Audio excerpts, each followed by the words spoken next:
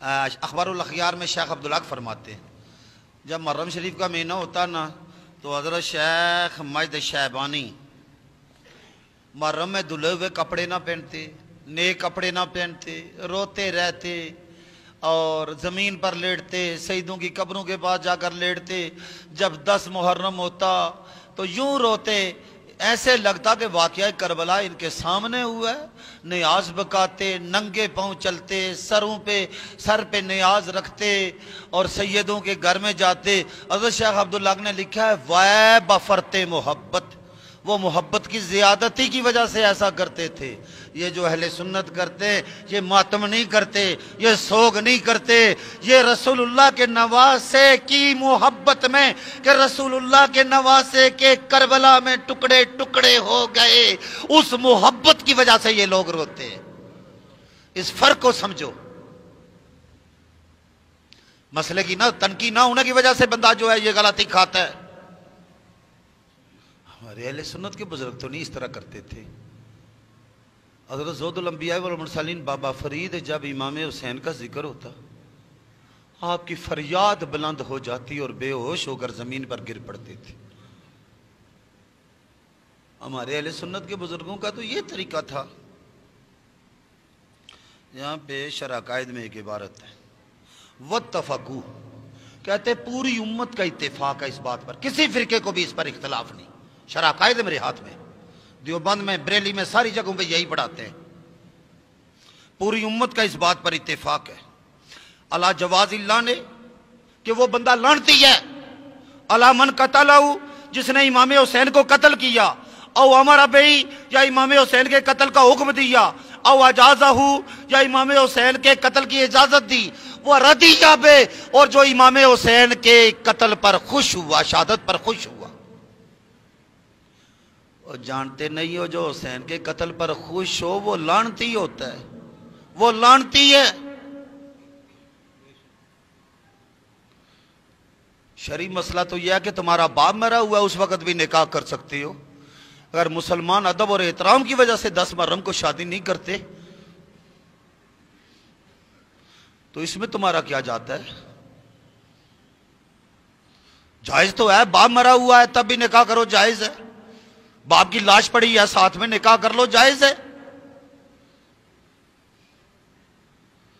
لیکن یہ بات یاد رکھ لو، اگر حسین کے قتل پر خوشی کی وجہ سے ایسا کیا، شہادت کی وجہ سے ایسا کیا، تو یہ معمولی درجے کا گناہ نہیں ہے۔ حضرت تفتزانی نے کہا ہے کہ ایسا بندہ لعنتی ہے جو ایسا کرتا ہے۔ حسین کی شہادت پر خوشی منانا، حسین کے قتل پر خوشی منانا، ابن رسول اللہ کے قتل پر خوشی منانا، یہ مسلمانوں کا کام نہیں، یہ کافروں کا کام ہے۔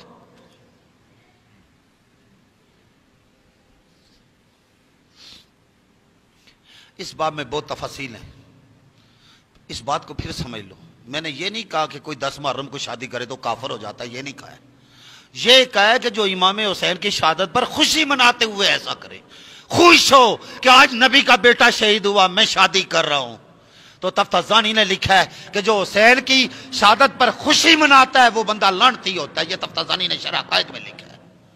خدا کی قسم یہ حشر میں تمہارے کام نہیں آئیں گے۔ جس کے ذکر شہادت پہ رسول اللہ رو رہے، تم مولویوں کو دیکھ دیو، ہمارے مولوی نے یہ کہہ دیا، تمہارا مولوی کیا ہوتا ہے؟ ہمارے لیے تو رسول اللہ کی زندگی میں نمونہ موجود ہے۔ فبقى رسول اللہ صلی اللہ علیہ وآلہ وسلم، وہ جو حسین کے مقابلے میں آئے تھے ادھر بھی بڑے مولوی تھے، سلطان باہو کہتا ہے 18,000 مولوی تھے۔ فبقى رسول اللہ صلی اللہ علیہ وآلہ وسلم، رسول اللہ رو پڑے، وضمہ الی صدرہ، اور امام حسین کو اپنے سینے کے ساتھ لگا لیا۔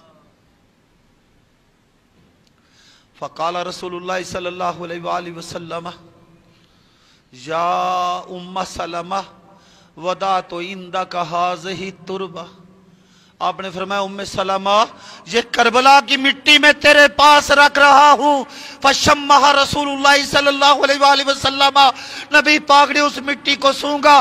فقال ریح کرب و بلا، حضور نے فرمایا یہ مٹی ہے جس سے دکھ کی، درد کی بو آتی ہے، ہوا آتی ہے۔ کربلا کی مٹی کی زیارت کرنا بھی رسول اللہ کی سنت ہے، کربلا کی مٹی کو سونگنا بھی رسول اللہ کی سنت ہے۔ فقال رسول اللہ صلی اللہ علیہ وآلہ وسلم یا ام سلمہ، حضور نے فرمایا اے ام سلمہ اذا تحولت هذه تربۃ دما، جب یہ مٹی خون بن جائے، فَعْلَمِي أَنَّ ابْنِي قَدْ قُتِلَ، تو جان لینا کہ میرے بیٹے کو شہید کر دیا گیا۔ فَجَعَلَتْهَا ام سلمہ فی قارورۃ، حضرت ام سلمہ نے اس کو ایک شیشے کے برتن میں رکھ دیا۔ ثم جعلت تنظر الیہا کل یوم، حضرت ام سلمہ کربلا کی مٹی کو روز دیکھتی تھی، وتقول، اور کہتی تھی، ان یوما تحولین دما لیوم عظیم،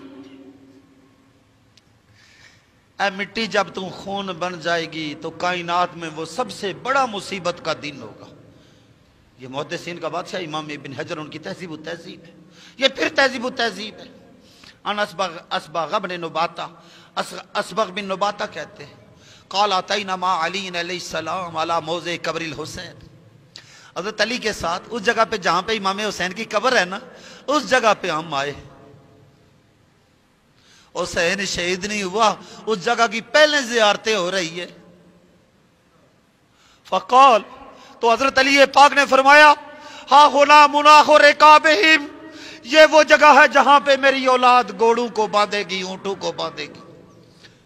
وَمَوْضِعُ رِحَالِهِمْ، اور یہاں پر ان کے کجاوے اتریں گے۔ وَمُخْرَقُ دِمَائِهِمْ، اور جہاں پر ان کے خون بہیں گے۔ فِئَةٌ مِّنْ آلِ مُحَمَّدٍ، محمد کی اولاد کا ایک گروہ ہوگا۔ یقتلون بہذہ الارض، اس میدان کربلا میں وہ شہید ہوں گے۔ تبکی علیہم السماء والارض، ان پر آسمان بھی روئے گا، ان پر زمین بھی روئے گی۔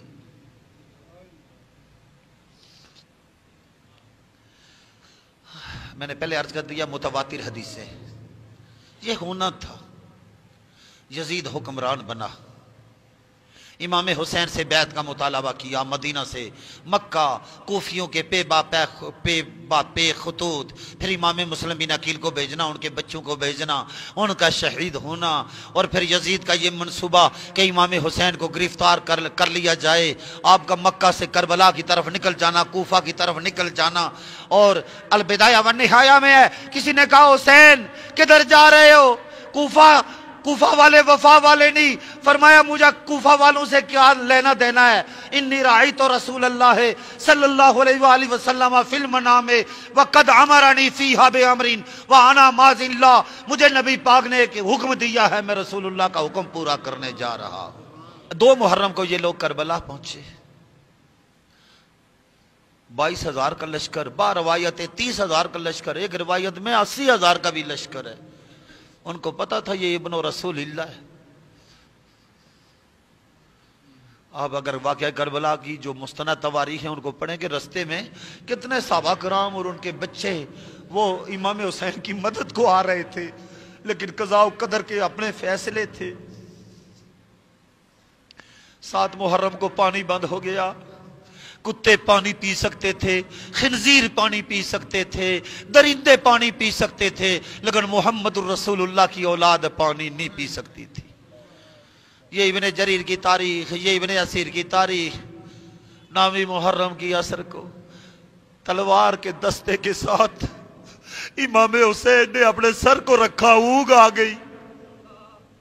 جب بیدار ہوئے سیدہ زینب پاس کہنے لگے انی رأیت رسول اللہ صلی اللہ علیہ وآلہ وسلم فی المنام فقال انکا تروح الینا غدا، کہا بے نبی ابھی خواب میں نبی پاک کی زیارت ہوئی ہے اور نبی پاک فرما رہے ہیں حسین کل تو ہماری بارگاہ میں پہنچ جائے گا۔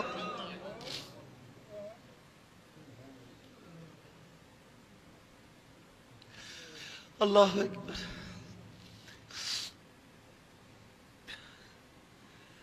پوری رات عبادت میں، استغفار میں، قرآن پاک کی تلاوت میں، نماز فجر کی آذان شہزادہ علی اکبر نے دی، حضرت امام حسین نے امامت فرمائی۔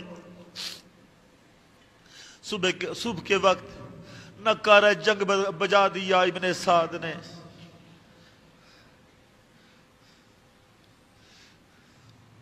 ابن سعد نے نکارہ جنگ بجا دیا۔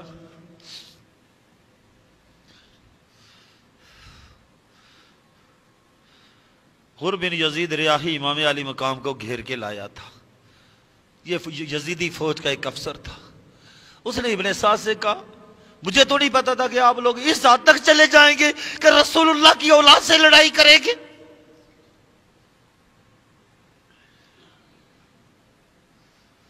ہو سکے تو بندے کو جنت جانا چاہیے، جہنم نہیں جانا چاہیے.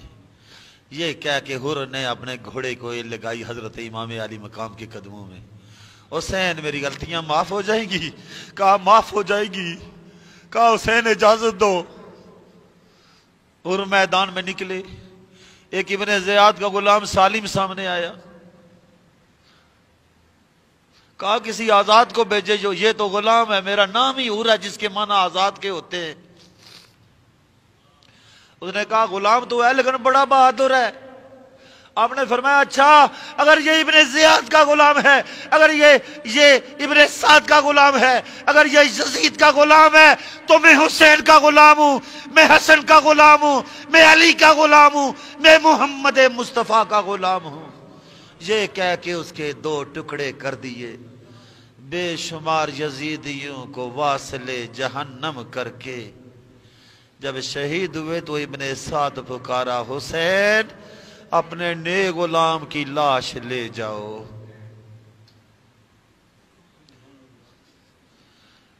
ان میں بعض لوگ وہ تھے جو پکے ناسبی تھے.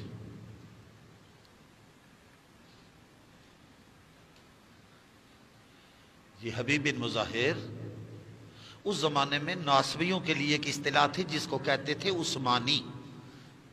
یہ رستے میں امام علی مقام کی ان کی ملاقات ہو گئی. حضرت امام سے اتنے متاثر ہوئے، کہتے کہ پھر کائنات میں سب سے زیادہ حسین کو چاہنے لگا. یہ صحابی رسول ہے حضرت حبیب. بعض روایتوں کے مطابق اور جو میں نے لفظ کہے ہیں وہ اس لحاظ سے نہیں کہے کہ ان کی اگر وہ صحابی رسول ہیں تو یہ لفظ نہیں، لیکن یہ بعض روایتیں ہیں. برحال وہ حضرت امام کی محبت میں جو ہے وہ یہ بھی تو آپ نے کتابوں میں پڑھا ہے. مجھے اعتراض کرنے والے بھی معلوم ہیں یہ کتابوں میں نہیں پڑھا ہے کہ رسول اللہ کے وصال کے بعد جن لوگوں نے حضور کو دیکھا تھا ان لوگوں میں بھی کچھ لوگ جو ہے مرتد ہو گئے تھے قبائل عرب میں، اور پھر وہ ایمان لائے. تو اس میں ایک بحث ہے کہ وہ صحابی ہیں یا نہیں ہیں. تو درست بات یہ ہے کہ ان کی صحابیت قائم ہے. پھر یہ ایک لمبی بحث ہے. بہرحال حبیب بن مظاہر ایک بڑے آدمی تھے، حضرت امام سے شدید